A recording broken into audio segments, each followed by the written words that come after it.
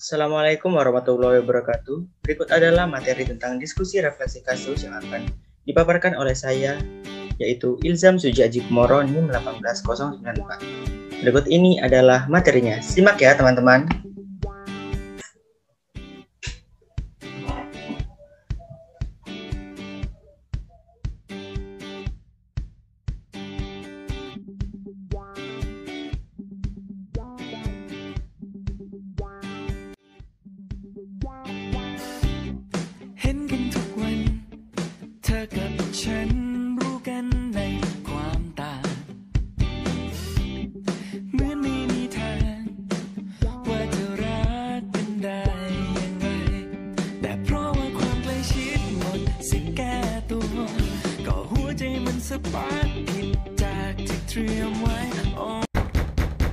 Assalamualaikum, selamat siang.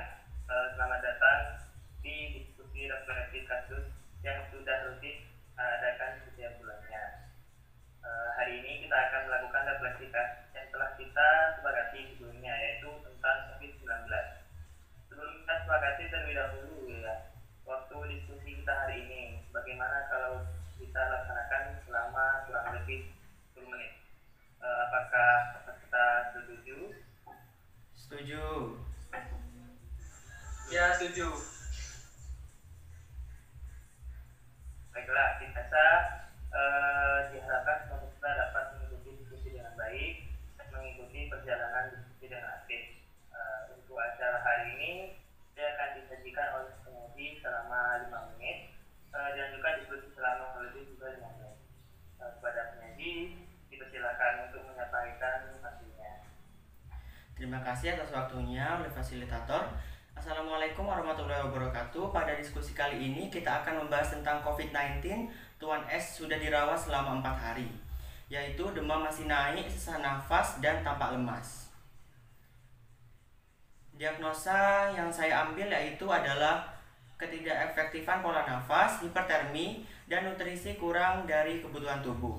Dari diagnosa tersebut telah dilakukan beberapa intervensi yang telah dilakukan kepada Tuan S sebagai berikut: observasi TTV, memberikan terapi oksigen dengan kecepatan 5, berikan vitamin, berikan kompres hangat, anjurkan pemakaian baju berbahan tipis dan menyerap keringat, dan kolaborasi dengan dokter dengan pemberian antipiretik dan antibiotik untuk mengurangi panas dan infeksi. Sedangkan intervensi untuk masalah nutrisi yaitu jelaskan pada pasien tentang manfaat makanan dan nutrisi, beri nutrisi dengan diet lunak, lalu beri makanan yang bervariasi agar pasien tidak merasa bosan dan nafsu makan meningkat, sajikan makanan dengan sedikit tapi sering untuk menghindari mual dan muntah, lalu menganjurkan menjaga kebersihan mulut untuk menghilangkan rasa tidak enak pada mulut dan meningkatkan nafsu makan, kolaborasi dengan dokter pemberian antasida untuk mengurangi rasa mual dan muntah. Dan dari apa yang telah dilakukan sesuai intervensi yang ada, tetapi pasien belum menunjukkan adanya peningkatan yang berarti. Baik, itu yang sudah saya paparkan terkait intervensi dan diagnosa kepada Tuan S.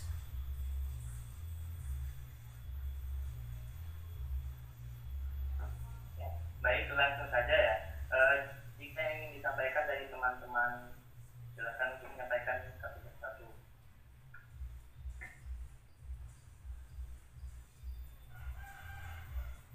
Saya izin bertanya.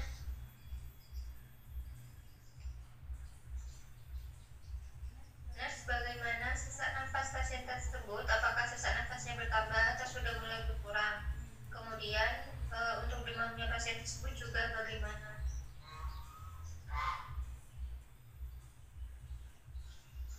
Ya, itu benar.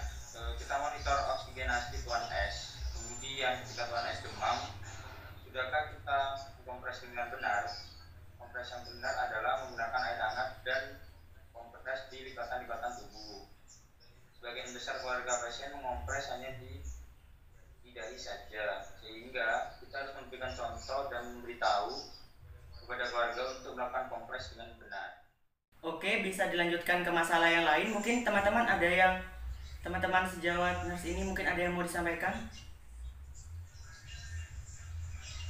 Saya izin berpendapat ya. Jadi begini Mas Ilzam, permasalahan yang bisa muncul juga itu pasien tidak mau makan pasien ketika kita sudah meminta keluarga itu untuk memberikan makanan sedikit tapi sering kepada pasien yang untuk makan tersebut. Nah, lalu kita harus menanyakan makanan apa yang kesukaan kita kira ya. Ya benar ya. Diet pasien adalah diet rendah serat. Biasanya petunjuk diet yang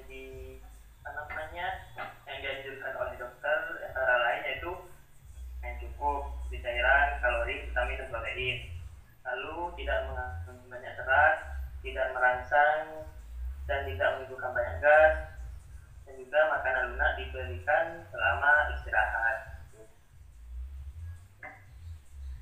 Ada yang mengatakan juga makanan rendah serat dan rendah sisa. Maksudnya rendah sisa bertujuan untuk memberikan makanan sesuai kebutuhan gizi yang sedikit, mungkin meninggalkan sisa sehingga dapat membatasi volume feses dan tidak merangsang saluran cerna.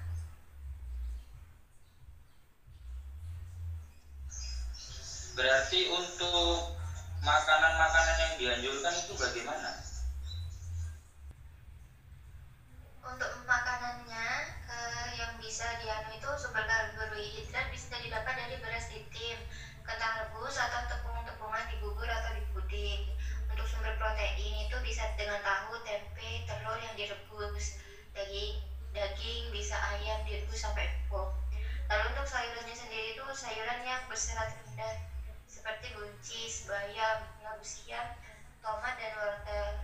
Sayurannya itu bisa ditumis atau direbus seperti itu. Mungkin untuk buah-buahannya dan minumannya adalah bisa tidak makan beserta kulit, terus bijinya seperti pepaya, terus pisang, jeruk, alpukat, terus buah yang menimbulkan gas itu seperti nangka dan durian. Untuk minumannya mungkin teh encer boleh, terus tapi lebih baik sih air putih. Bagaimana teman-teman? Masakannya itu berarti tidak boleh pedas ya? Iya, benar sekali. Ada yang ingin disampaikan lagi atau sudah cukup?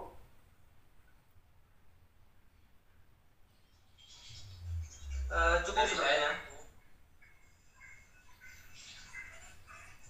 Baik, mungkin ada satu lagi yang harus saya ingatkan kepada semuanya. Ketika kita melakukan perawatan pada pasien COVID-19, kita harus memakai APD yang lengkap agar tidak menular kepada kita. Begitu ya teman-teman nurse?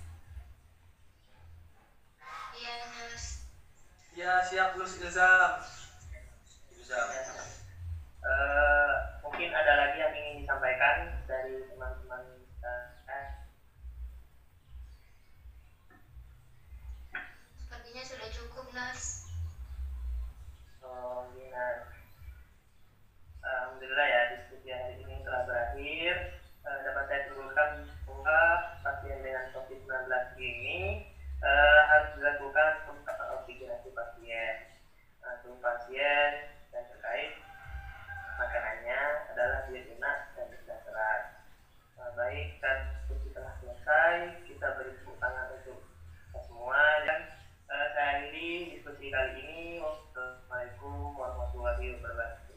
Waalaikumsalam warahmatullahi wabarakatuh. Selamat siang. Siang, Mas. Semangat semuanya. Terima kasih.